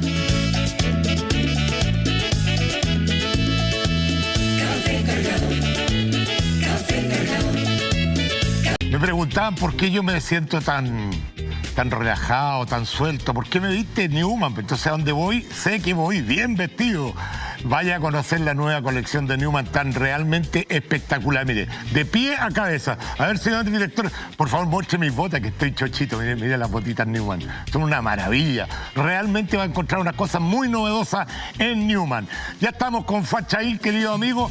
Vamos a saludarlo y a preguntarle por qué eligió esta canción de Escape. No, que me gusta Escape, una de las cosas que yo creo que poca gente sabe, porque un grupo punk, ¿no es cierto? Una música bastante más alternativa, y claro, para un demócrata cristiano es como raro que le guste Escape, pero a mí me gustó porque primero lo empecé a escuchar por una canción Intifada, de mucho compromiso con la causa palestina, pero también tiene una crítica social, una crítica también al modelo consumista que hemos ido estableciendo. Claro, uno puede no compartir algunas de las cosas que dice las letras, pero me parece que es una canción que tiene mucha energía, una música que tiene mucha energía, mucha fuerza y de mucha crítica social. A propósito de la causa palestina, tú eres nieto de palestinos por el lado de tu padre y hijo de mapuche por el lado de tu madre. Es una mezcla bien especial, ¿eh? Sí, pues yo digo, soy mezcla de Fedayín y de Huaychafe, ¿eh? Nieto de inmigrantes palestinos, y eso también a mí me hace naturalmente tener un compromiso muy fuerte con la causa palestina. Tengo mucha conciencia de mis raíces, pero también nieto de mapuche. Mi mamita Juana nació en Victoria, en una comunidad de Pelos Mapu. De hecho, después como diputado me tocó vincularme mucho con la comunidad y con el sector en la zona de Púa, y por lo tanto una mezcla de lo que es también nuestro país, ¿eh? Una mezcla del aporte de los inmigrantes, pero también, ¿no es cierto?, de los pueblos originarios, y por eso que me siento tan profundamente chileno. A propósito de inmigrantes, tengo entendido que tu abuelo nació en Belén un 25 de diciembre. Efectivamente, un 25 de diciembre del año 1896, en Belén, a 1 cuadra y media de la iglesia de la Natividad. Yo tengo la suerte, la fortuna de poder estar ahí y de poder saber cuál es la casa en que vivió su familia. Y él vivía a 1 cuadra y media de la iglesia de la Natividad, un 25 de diciembre en Belén. Mira qué bonito. Mi suegra también nació en Belén. Tenemos algo en común. No todo va a ser discusión. Hemos discutido harto con Fuad. La pelea más épica vamos a cumplir 1 año, porque fue el 19 de octubre del año pasado. Fue sí, pues al día después del estallido. Después de ese día tuvimos una pelea ahí que nos cortamos el teléfono al aire.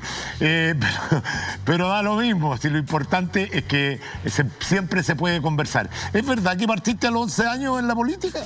O sea, a los 11 años partí más bien como, sí, no como militante, pero sí participé en lo que fue el plebiscito del 88. Mi papá estaba muy involucrado en la campaña del no, y a mí me tocó ser, aparte de la campaña misma, repartir los panfletos, y lo hacíamos a mano con mi hermana en la noche, después repartíamos los panfletos. El día del plebiscito, junto a otros 2 amigos, Francisco Buenogüey y José Mario Jara, que éramos más o menos de la misma edad y también hijos de demócratas cristianos, que estudiábamos en el mismo liceo, el liceo B13 de Curacautín, nos tocó ser enlace, porque el gran tema era si eran confiables o no los cómputos, si es que iba a haber o no fraude. Entonces había toda una red de apoderados muy organizada. Nosotros no podíamos ser apoderados naturalmente porque tenía 11 años, y había una central de cómputo donde se mandaban por teléfono los resultados a Santiago inmediatamente. Entonces había una hoja de cómputo rápido que llenaba los apoderados y que había que trasladar a la central de cómputo, y esa fue nuestra pega. Entonces sabíamos que había una tabla suelta en el cerco del liceo, porque no nos dejaban entrar los militares por ser menores de edad, y nos metíamos por la tabla suelta del cerco y nos íbamos a las mesas y conocíamos a los apoderados y llevábamos las hojas de cómputo rápido para la central de cómputo. Esa fue mi pega, el plebiscito del 88 a los 11 años. Pero a los 14 años fuiste presidente de la Juventud, ¿no? Sí, pues ya a los 14 años ya empecé a militar, y mi primer cargo fue ser presidente de la Juventud Demócrata Cristiana de Curacautín. Así partí, efectivamente, a los 14 años. A los 14 años, o sea, toda tu vida dedicada a la política. 30 años de militancia. Voy a cumplir 44 y ya tengo 30 años de militancia. Oye, la violencia desatada en nuestro país ha afectado mucho a la 9ª región, de la cual tú eres originario, además has sido diputado, casi senador. Casi senador. En la noche era senador y en la mañana ya no era senador. Te ganó por 200 votos Huenchumilla. Por 218 votos, exactamente. Obtuviste un 11%, mucho más que actuales senadores que no tienen ni el 1%. Así es, pues más que 3 senadores de la misma Araucanía. Yo saqué más votos que 3 senadores de la Araucanía. Saqué más votos que Jaime Quintana, más votos que José García Rubinó. Bueno, pero ustedes cambiaron el modelo político. Pero yo no me quejo. Finalmente fuiste víctima del cambio que le hicieron. No me quejo. Yo creo que permite que haya una diversidad, y en lo personal, al final, yo siento que también fue lo mejor, porque me ha permitido primero consolidarme en mi familia. Tengo ya 3 hijos. Pero la democracia cristiana igual da pega. Y me he dedicado mucho al partido. Quizás no me se pudo dedicar al partido en un momento muy difícil del partido, donde nadie quería tomar las riendas de un partido que venía un mal resultado electoral. Iban renunciando muchos militantes históricos, y yo digo que quizá ahí me salió mi sangre palestina. Dije, compré barato. Tomé el partido en un momento muy difícil, y yo creo que hemos logrado... Está más caro hoy día el partido, ¿no? Indudablemente, creo que... ¿Ha subido precio, crees tú? Hemos tenido mucho más presencia política. Pero ya vamos a hablar de eso, la política en el Café Cargado. Me gustaría saber cómo te afectó a ti el hecho que a tu padre, que tiene unas cabañas turísticas en la zona, se la incendiaran. Porque, para los que no saben... hubo pérdida total prácticamente. ¿Cuántas cabañas eran? Le quemaron ahí 4 cabañas, la casa de ellos, un hostal, un galpón y 3 máquinas. Bueno, y tú que tienes la mitad de origen mapuche, ¿qué te pasa ahí cuando ves que puede haber sido, no creo que haya constancia de quién fue realmente, pero puede haber sido gente de la misma gente que tú has defendido? Bueno, indudablemente todavía no sabemos, y creo que es muy importante que se pueda aclarar ese hecho para saber quiénes realmente están detrás. Pero fue muy doloroso, primero, en lo familiar, porque uno sabe todo el esfuerzo, todo el empeño de la familia, pioneros del turismo en la región. Pero yo creo que ese es un dolor que sufren todas las personas que han sido víctimas de actos de violencia en la región. Porque es la impotencia de trabajar, de creer, ¿no es cierto?, en el desarrollo, y de que de la noche a la mañana personas que probablemente nunca han aportado nada, como lo dijo mi papá, nunca han tenido la satisfacción de hacer algo por nuestro país, lo destruyen. Y yo quiero decir derechamente, yo no quiero decir de que aquí esto tiene que ver con los mapuches. A lo mejor hay mapuches, probablemente sí, no lo sé. Pero son personas que utilizan muchas veces la causa, como pusieron letreros ahí, pero para cometer delitos. Y los delitos hay que perseguirlos independientemente quienes sean y el apellido y el origen de quienes cometen delitos. Sí, lo que pasa es que la mayoría de los actos violentos que se están ocurriendo frecuentemente en la Araucanía se escudan, muchos de ellos, bajo la causa mapuche, pero yo no creo que representen a los violentos, así como hay muchos que salen a destruir la Plaza Italia y se juntan con los manifestantes del apruebo. Yo no creo que los manifestantes del apruebo les guste ese tipo de manifestación. Mira, la violencia deslegitima la más justa de las causas. Así es. La violencia torna en injustas reivindicaciones totalmente legítimas. Me gustó donde te metiste, porque te invito al tiro a tomar un café cargado. ¿Te parece? Vamos, para que entremos en materia política. Si el presidente de la democracia cristiana, hay que meterlo al tiro en la materia política, ¿eh? Porque lo primero que te quiero decir, ya que estamos hablando de la violencia en la Araucanía y tú tienes mucho que ver con la Araucanía, ¿por qué crees tú que ningún gobierno ha podido resolver, en dos palabras para irnos a varios temas, no han podido resolver realmente el tema finalmente del conflicto de la Araucanía? Porque yo creo que ningún gobierno se lo ha tomado realmente en serio, ¿eh? Los nuestros tampoco. Lo que uno ve es que los gobiernos administran el conflicto, cuando hay una crisis, un montón de anuncios que después no se cumplen, y lo que en realidad esperan es que este tema pase y que le llegue el problema al gobierno que viene. Pero este es un problema que es eminentemente político, que tiene que tener una solución política sobre la base de tres elementos: reconocimiento, participación y desarrollo. Pero para que cualquier solución política sea posible hay un mínimo. ¿Cuál es ese mínimo? El Estado de Derecho. Y por lo tanto, el Estado tiene que garantizar efectivamente el Estado de Derecho, el orden público, la paz social. Es la primera responsabilidad del Estado para poder avanzar simultáneamente a resolver un conflicto que está ahí, donde los diagnósticos están todos hechos. Yo creo que ya está bueno hacer diagnóstico, hay que empezar a implementar las soluciones. En base a lo que estáis diciendo, ¿cómo se garantiza el Estado de Derecho si de alguna forma las policías, que son los que tienen la potestad del manejo de las armas, ¿no es cierto?, la fuerza, como sociedad nos hemos puesto de acuerdo, están absolutamente cuestionadas, y cada vez que un policía trata de parar a algún violentista, en la refriega pueden suceder cosas? O sea, puede ocurrir un empujón, o puede ocurrir que una bomba lacrimógena no caiga exactamente donde el policía quería, o que un balín, como son perdigones, finalmente se abran. Entonces, es re fácil decir, mire, el Estado tiene que garantizar el orden público, pero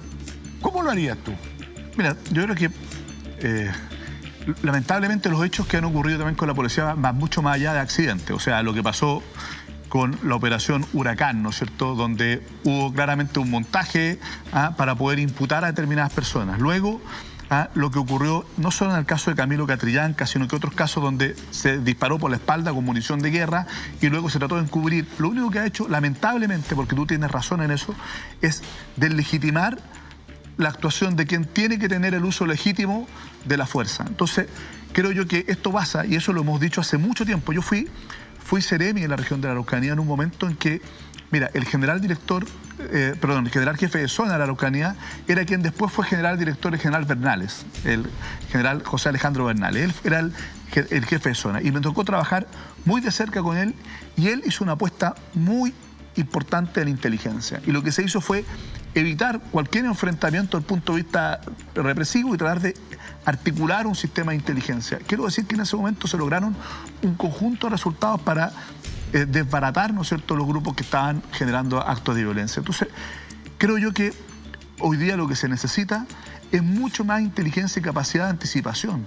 Si todo el mundo sabe que son los mismos modus operandi, son los mismos grupos muy pequeños que actúan de manera muy organizada, en qué territorio ocupan, qué horario utilizan. Pero en una zona tan pero grande... nunca, si no es tan grande los sectores, y nunca no hay capacidad de anticipación. Entonces, cuando no hay capacidad de anticipación, no hay dificultades después para poder allegar pruebas, etcétera. Entonces, creo yo que aquí se requiere el punto de vista policial, que es una arista, ¿ya?, de verdad, una capacidad de inteligencia y de tecnología que permita poder dar con los responsables y con las pruebas para que la justicia pueda condenar.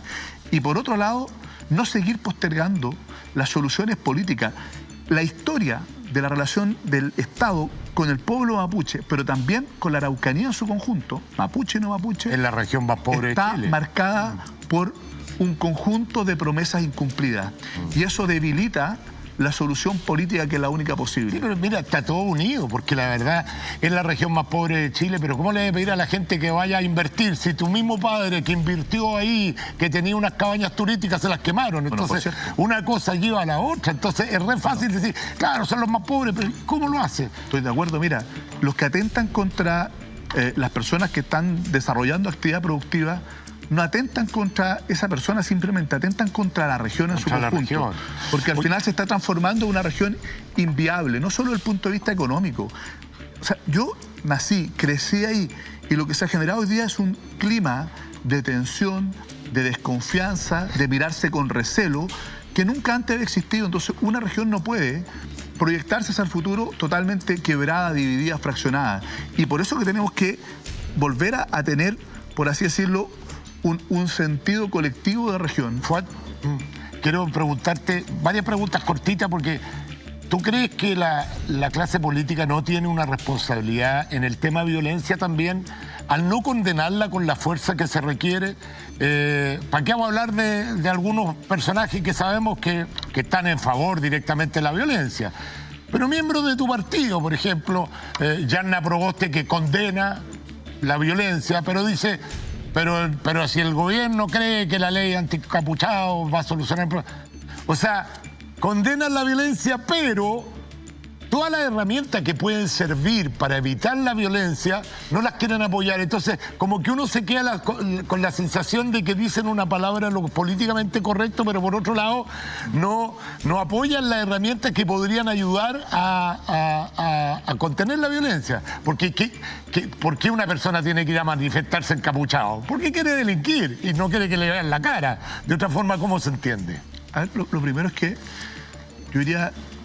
La violencia existe no por la falta de condena, que existe la condena. Yo no he escuchado a prácticamente nadie, salvo contadas excepciones, que no sean claros y explícitos desde el día uno en condenar la violencia de manera clara, categórica. Y yo te quiero decir que en mi partido no hay nadie que avale la violencia. Es más, muchas de las leyes que se han aprobado... No dije avalen la violencia, pero de alguna forma la minimizan al agregarle siempre... que nadie la minimiza. Siempre un pero. Nadie la minimiza. Pero es que cuando tú le pones un pero, la estás minimizando. Si yo estoy contra la violencia, firmo todas las herramientas para que efectivamente combatan la violencia. Pero no digo sí, pero es que si creen que con... Pero ¿sabes lo que ocurre? Es que aquí hay dos cosas que están a la par y que tenemos que ser capaces de resguardar para romper el círculo vicioso de la violencia. Es condenarla, enfrentarla, no solo condenarla, enfrentarla. O sea, la violencia es la antítesis de la democracia. Los que salen a generar actos de violencia no quieren ni una nueva constitución, no quieren un modelo de desarrollo distinto, quieren destruir el Estado. Pero por otra parte, nosotros debemos efectivamente resguardar, ¿ya?, los derechos humanos.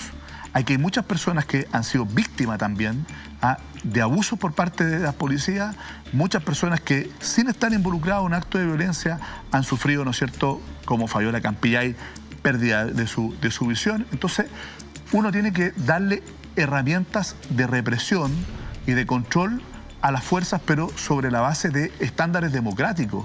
Y eso no es un pero, eso es un mínimo civilizatorio que uno de alguna manera tiene que respetar siempre en el ejercicio del poder. Lo que pasa es que, a ver, yo personalmente entiendo lo que dice. A mí no me gusta que los ciudadanos salgan perjudicados de manifestaciones, pero uno se pregunta, pues, de verdad, un carabinero, si le están tirando una bomba molotov, si le están tirando unos peñascos así, ¿Con qué derecho uno desde la comodidad de su hogar le va a decir, mire señor, trate de persuadirlo? No, ¿sí? pero... En el fragor de la lucha ahí ocurren ciertas cosas, ¿no? Y no vamos a decir que todas las víctimas justo iban pasando por ahí, no tenían nada que ver. O sea, hay que ser un poco más objetivos si efectivamente queremos eliminar la violencia. Pero, Checho, mira, yo creo que así como no se puede minimizar la violencia, tampoco se puede minimizar ni relativizar las violaciones a los derechos humanos. Y si no lo estoy haciendo, es que lo que pasa es que yo siento que también ahí el pero tú lo estás poniendo respecto de un tema. Yo creo que las dos cosas son a la par. No podemos poner una en función de otra, porque si no... Entonces te pregunto, ¿cómo lo hace? ¿Sabes lo que ocurre? ¿Cómo controlas a un violentista? El problema que tenemos es que al final los extremos se justifican uno en función de otro y se retroalimentan. La violencia en las calles y quemar y apedrear a los carabineros y intentar es porque los carabineros violan los derechos humanos y los carabineros violan los derechos humanos porque están, entonces se justifican y ninguna de las dos cosas tiene justificación. Yo no estoy justificando, me estás dejando las dos como cosas... yo no estoy justificando las violaciones para nada, te estoy preguntando cómo lo hace con una persona que te está tirando una bomba Molotov, que te está tirando unos peñascasos increíbles. Hemos visto como 2 carabineras prácticamente las quemaron vivas. Pero eso es inaceptable. Pero no solamente los carabineros tienen que estar preparados. Preparados para poder enfrentar ¿cómo y poder se enfrenta?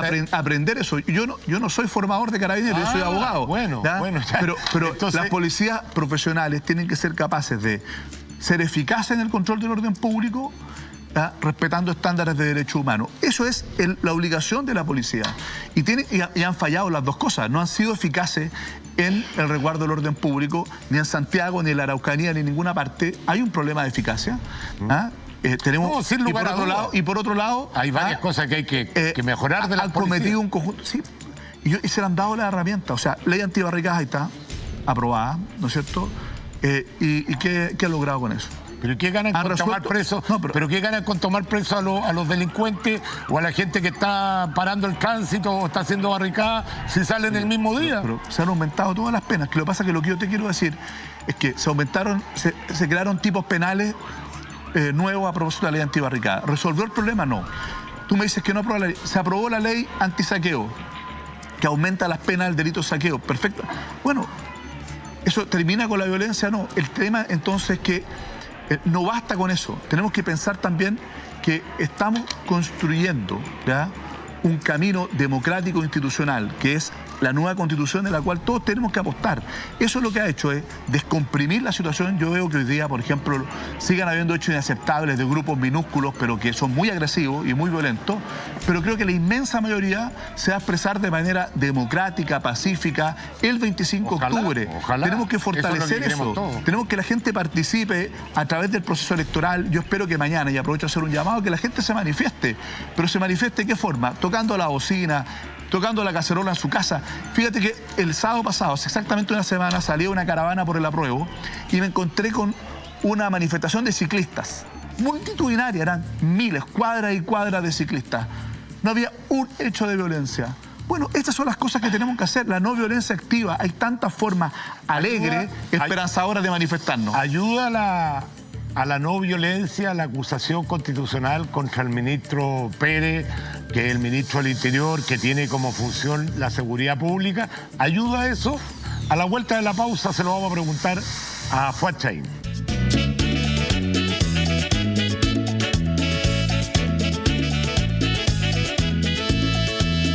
Muy bien, ya estamos de vuelta. Uber, atención, Uber reafirma su compromiso con el país. Este 25 para el plebiscito, Uber pondrá en movimiento las ciudades y las personas con viajes gratis hasta 3.000 pesos hacia los centros de votación.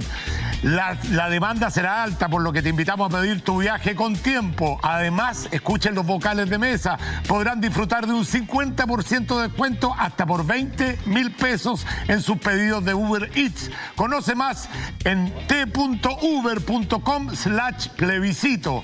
Uber, comprometidos con el movimiento de todos los chilenos. Mira qué buena iniciativa, ¿eh? Muy buena.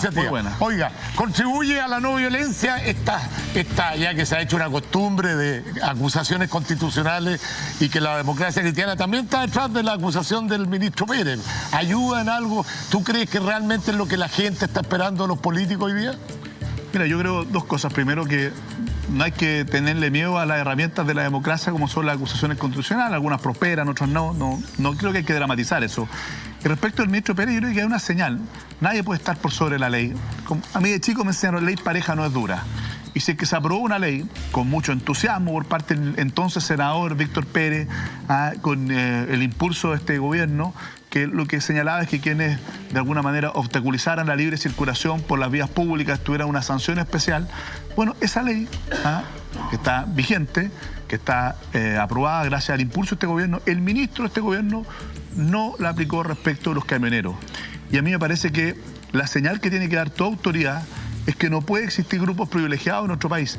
La ley tiene que aplicarse de manera pareja para todo el mundo. Pero esto a todas luces es una cuestión política, porque los camioneros de alguna forma representan una mirada y ustedes están enojados con eso. Pero no escuché a la democracia cristiana decir lo mismo cuando un grupo de rock se tomó la Alameda, puso un escenario ahí, paró el tránsito sin ningún permiso y no acusaron constitucionalmente al ministro del Interior por ese hecho. Entonces, cuando son los camioneros que están pidiendo no violencia, ahí sí hay acusación constitucional. Cuando son de los nuestros que cortan el tránsito para hacer un festival en medio de la Alameda, no dicen nada. No, primero, yo no creo que los camioneros sean de uno o de otro, o los artistas rock. Están protestando por la violencia, eso es lo que me refiero. No estoy de acuerdo. Yo empatizo con la demanda de los camioneros de mayor seguridad. Entonces, pero contéstame lo que te pregunté. Sí, pero es que te quiero... ¿Por qué no hubo demanda contra...? Primero te quiero desvirtuar esa afirmación que tú haces, de que, no, yo comparto las demandas de los camioneros de mayor seguridad, si en definitiva se transforma en una actividad peligrosa, sobre todo porque quienes son más afectados son los que manejan los camiones, que son trabajadores. Cuando uno defiende también a los trabajadores, da lo mismo si el trabajador está a pie o está arriba de un camión, es un trabajador igual. Y son trabajadores que le llevan sustento a su familia y que se ven de alguna manera... pero no fue eso lo que te pregunté. Con un tremendo riesgo. Segundo, ¿por qué se acusa al ministro por los camioneros y no se acusa por el festival en plena Alameda? Perdóname, cuando se bloquea una carretera por días, hay un hecho que me parece extremadamente grave. Si hubiese estado algún par de horas, como ha ocurrido con los taxistas en el Uber, etcétera, muchas veces cuando es un tema de tiempo nomás. No, pero la gravedad del efecto. ¿Cómo te bloquean las carreteras? En muchos casos no dejaron pasar ambulancia, ¿no es cierto?, durante varios días. Y el gobierno, ¿qué es lo que hizo? Lo avaló. No fue capaz de poder ejecutar la ley. Y eso a mí me parece que acarrea una responsabilidad del ministro. ¿Cuál es la señal que estamos dando? Que aquí ciertos grupos pueden bloquear las carreteras, pueden impedir el tráfico, digamos, de los bomberos, de las ambulancias, y lo pueden hacer impunemente. Pero si es que alguien, ¿no es cierto?, está haciendo el que va y la pasa, que tampoco lo apruebo, estoy totalmente en contra de aquello, entonces se le aplica... ¿Pero quién ha cortado más el tránsito? ¿Los camioneros? No, pero hoy día tenemos... O las manifestaciones que cortan el tránsito todos los días, las barricadas que ustedes no han querido aprobar, la ley, perdón, eso no es verdad. La ley anti, perdón, me equivoqué. La ley anti ¿cómo se llama? Encapuchado. Perdón, pero esa ley hoy día... Pero no nos vayamos por ahí. Pero hoy día tiene una sanción especial. Se nos está yendo el tiempo que tenemos que ir a la franja. Pero yo te quiero responder. En ningún caso. La ley tiene que aplicarse de manera pareja para todo lo que no ha hecho este gobierno, lo que no ha hecho este ministro del Interior. Y por lo tanto, el ministro del Interior tiene la responsabilidad de explicarle al Congreso por qué ha dejado sin ejecución las leyes que él mismo aprobó como senador y que su mismo gobierno impulsó. ¿Te parece lógico a ti que el gobierno impulse una ley y después no la aplica respecto a mí a mí lo que no entiendo de la política de ambos sectores es que hacen una cosa cuando les conviene y hacen otra cuando no les conviene. A mí me gusta la consecuencia. En eso no nos va a pillar. Si la herramienta es acusar constitucionalmente al ministro, yo lo acuso constitucionalmente por lo de los camiones y por los cortes que se hacen permanentemente en la avenida. Pero no podía hacerlo por una sola cosa y por la otra no, porque la otra eran más de mi sector. Oye, veamos lo que está diciendo la gente en Twitter. No son de mi sector los que hacen barricadas. Pregúntele, por favor, ¿qué hacen los legisladores por reformar y modernizar a los carabineros? Gracias. Esta es una gran pregunta. Yo creo que nosotros estamos esperando que el gobierno realmente pueda impulsar esto que ha anunciado tantas veces. Nosotros creemos que hay que refundar carabineros. Yo, personalmente, soy partidario de que podamos tener 3 policías distintas, con formación distinta, con lógica distinta, con mando distinto.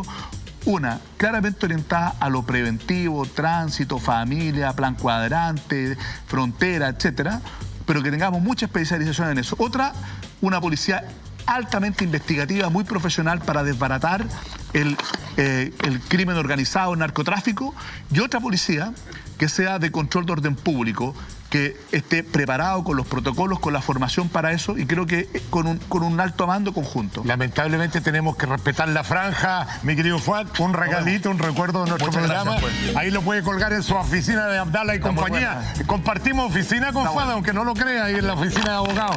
Oiga, un regalito de Marley y este libro también, Ochenteros en Gira. Está muy bueno. Nos faltó preguntarte la relación con el Partido Comunista. ¿Qué relación? No tenemos relación hoy día. Estamos en la oposición, pero no estamos en otro pacto. Unidad constituyente. Pero cuando se trata de cargo, ahí sí estamos en unidad constituyente. Nos juntamos. Nos vemos, querido amigo. Por favor, no a la violencia. Cuidemos nuestro país, por favor. Siempre obsesivo con el Partido Comunista, Checho, no cambia.